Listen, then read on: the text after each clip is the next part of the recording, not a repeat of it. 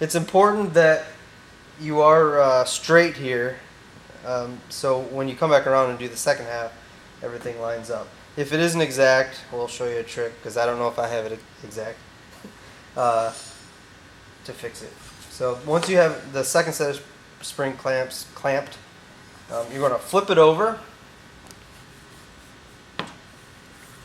so it allows you access to that first half that is clamped. So we just flip the shell over. You're going to take the first set of spring clamps off. So the non-seam tape side is hanging down now with the score that you did in the liner tape right here. And sometimes I put a weight inside the shell, or you can use that spring clamp to clamp it to the table. I like to use the tweezers to take the liner tape off.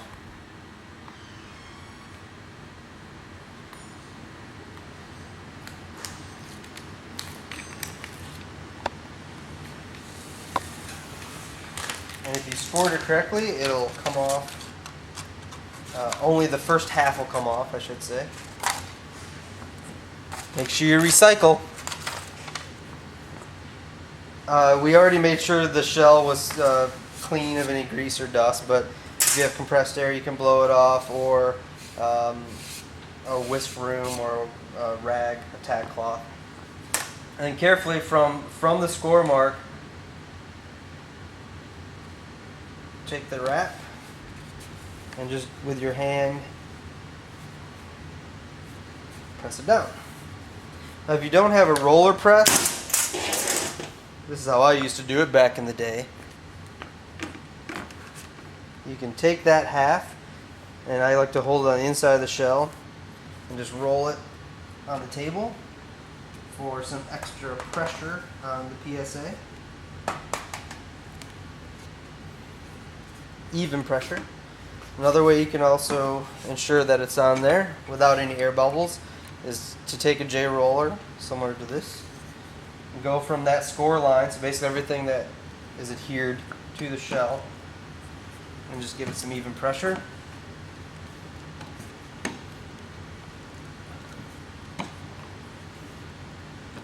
And there you have it.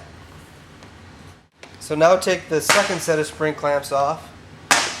So the second half of the wrap is hanging freely. So now take the second set of spring clamps off, and you have the second half of the wrap. Again, you can clamp the shell to the table. Let that the seam tape side hang down. It is very important that you take the protective peel coat off at least, I would say, 1.5 inches to 2 inches off the wrap, because we cut all of our wrap with the inch seam tape to overlap approximately 1 inch. And this will not adhere to the peel coat. So that's very important. Again, make sure your shell's clean. We already blew this off with compressed air.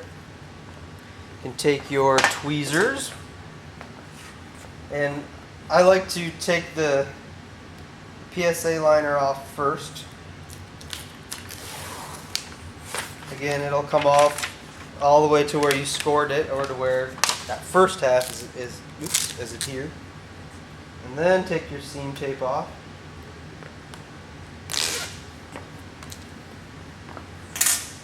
And do the same thing. And you can unclamp this or keep it clamped, doesn't matter. Just run your hand up and press it down. Now it's very important that that this first half is straight, because that's really going to determine whether the second half is straight.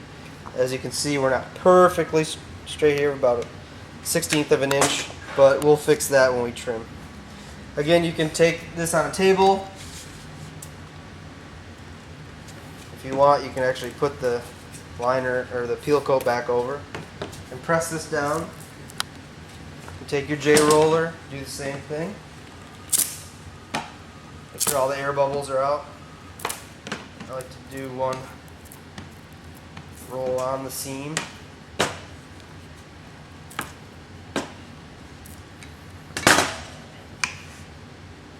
Here's a few details about our seam tape and PSA. The PSA is a film that's meant to adhere the body of the wrap to the shell, and the seam tape is a foam tape that's stronger. It's a little bit thicker than the PSA film, and it'll help with this weak point here, which is the seam, which just wants to pull up. This is a permanent application. The seam tape is permanent, and the PSA together. It will get to peak strength between 48 and 72 hours. So it is not really repositionable, and it'll last for life.